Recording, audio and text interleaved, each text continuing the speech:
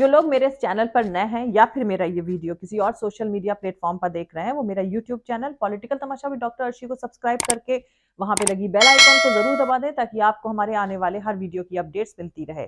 और दोस्तों, अगर आपको हमारा काम पसंद आता है, हमारे वीडियोस पसंद आते हैं तो www.patreon.com/drarshi खान पर जाकर डोनेट करके आप हमारे काम को सपोर्ट कर सकते हैं। सियासी तमाशे के सफर को शुरू करते हैं।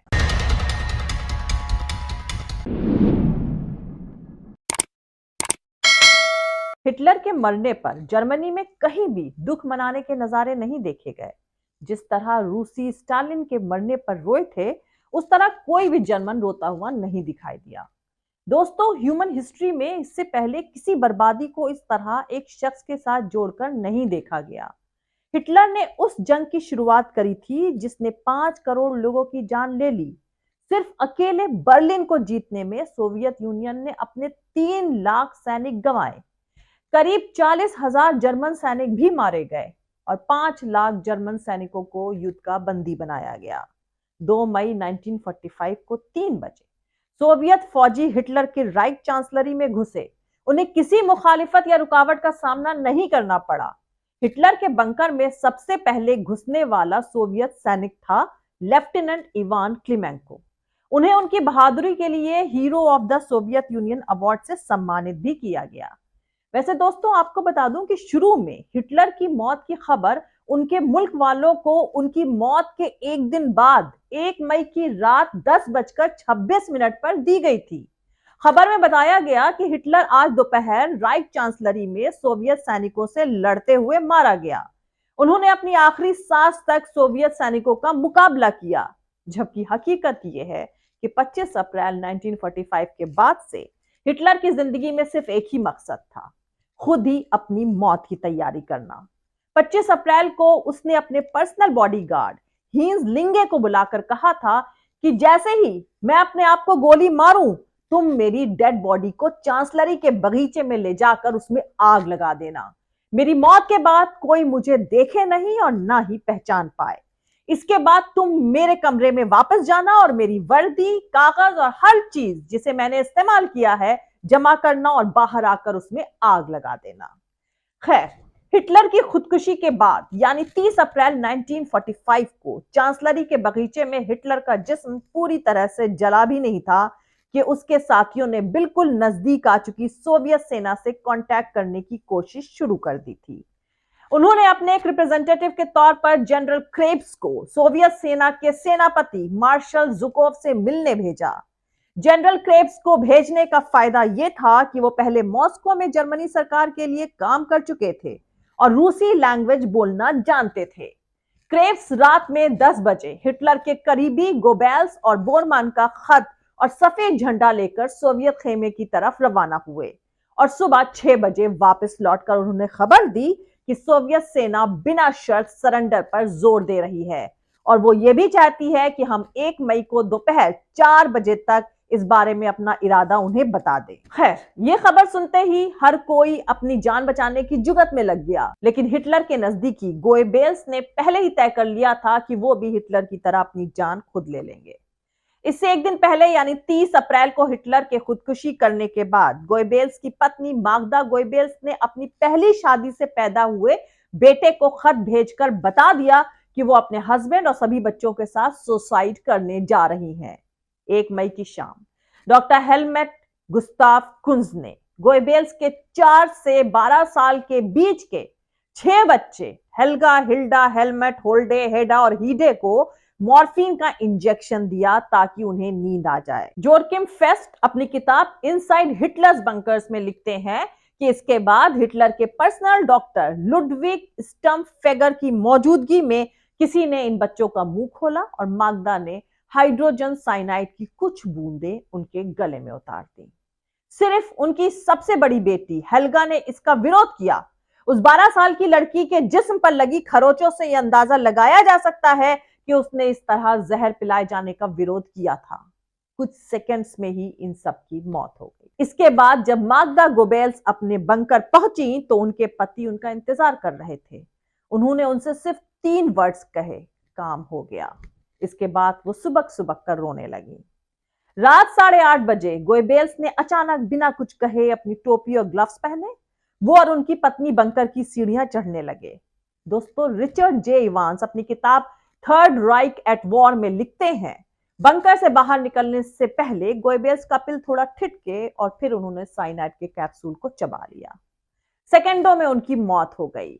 एसएस के एक सैनिक ने यह श्योर करने के लिए कि उनकी मौत हो गई है, उनके बदन पर 2 बार गोलियां चलाई।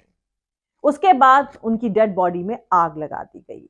दरअसल हिटलर और इवा ब्राउन को जलाने के बाद बहुत कम पेट्रोल बाकी बचा था, इसीलिए गोएबेल्स और मागदा के जिस्म पूरी तरह जल नहीं पाए। और जब अगले दिन सोवियत सैनिक चांसलरी पहुंचे तो उन्होंने बहुत आसानी से उनकी लाशों को पहचान लिया। वहीं जब सोवियत सैनिक राइक चांसलरी में घुसे तो उन्होंने जनरल बर्गडॉर्फ और जनरल क्रेब्स को एक मेज पर बैठे पाया। उनके सामने शराब की आधी खाली बोतलें पड़ी हुई थी और वो जिंदा नहीं थे। इससे पहले बंकर में मौजूद सभी अहम फाइलों को जला दिया गया था। हिटलर के 2 और साथी बोरमान और स्टम्फेगर किसी तरह इनवैलिड स्ट्रॉ से तक पहुंचे, लेकिन जब उन्होंने वहां रेड आर्मी को देखा तो उन्होंने भी गिरफ्तारी से बचने के लिए जहर खा लिया। हिटलर की तरह उनके कई साथियों को भी डर था कि उन पर मुकदमा चलाया जाएगा, उनको पब्लिकली जलील किया जाएगा और उनकी लाशों को भी बेइज्जत किया जाएगा। हिटलर के एक और साथी हरमान गोरिंग के बावरिया के घर पर 9 मई 1945 को अमेरिकी सैनिक घुसे तो उन्होंने खुद ही सरेंडर कर दिया। दरअसल उन्हें यह खुशफहमी थी कि अमेरिकी उन्हें एक हारे हुए रूलर का एक अहम शख्स मानेंगे और उनका इस्तेमाल सरेंडर की शर्तों पर बातचीत करने के लिए किया जाएगा। खैर, अमेरिकी कमांडर ने उनसे हाथ मिलाया और उन्हें खाने के लिए खाना भी दिया। जब अमेरिकी प्रेसिडेंट आइजनहावर को इस बारे में पता चला तो उन्होंने फौरन गोरिंग को जेल भिजवाने का हुक्म दिया। नशीली दवाओं की उनकी लत पर रोक लगा दी गई और उनसे पूछताछ करी जाने लगी।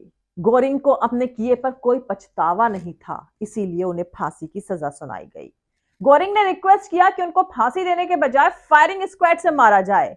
जब उनका यह रिक्वेस्ट ठुकरा दी गई तो उन्होंने एक गार्ड की मदद से जहरीला कैप्सूल हासिल किया और 15 अक्टूबर 1946 को खुदकुशी कर ली। वहीं हिटलर के बेहद करीबी हेनरिक हिमलर का भी यही हश्र हुआ। उन्होंने किसी तरह एल्बे नदी तो पार कर ली, लेकिन वो ब्रिटिश सैनिकों के हत्थे चढ़ गए। हिमलर उस वक्त बहुत गंदे कपड़े पहने हुए थे।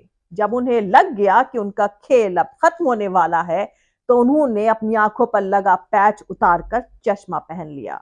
जब उनकी तलाशी ली गई तो उनके पास से जहर की एक छोटी सी कुप्पी मिली।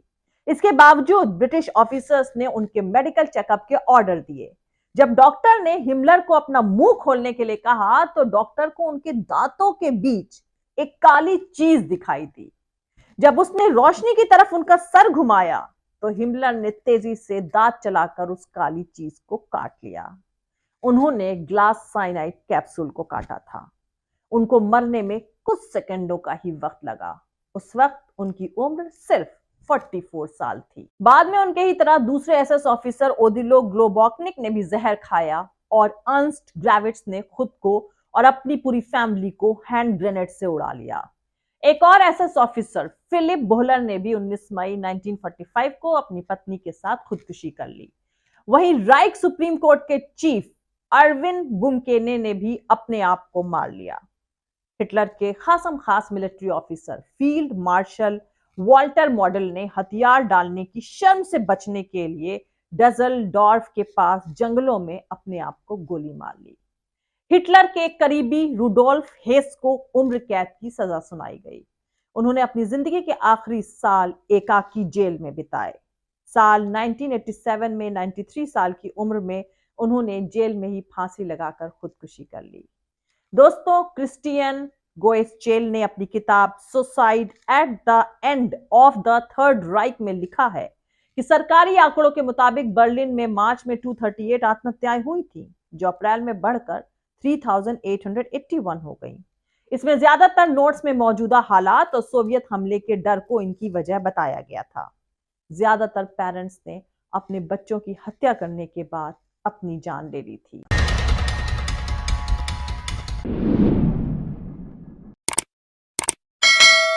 तो दोस्तों आज के लिए इतना ही। मिलते हैं अगले वीडियो में किसी दूसरे नए सियासी तमाशे के साथ। जय हिंद, सत्यमेव जयते, अल्लाह हाफिज।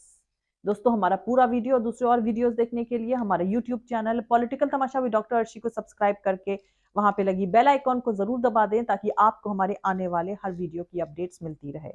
और दोस्तों अगर आपको हमारा काम पसंद आता है, हमारे वीडियोस पसंद आते हैं तो www.patreon.com/dr अर्शी खान पर जाकर डोनेट करके आप हमारे काम को सपोर्ट कर सकते हैं।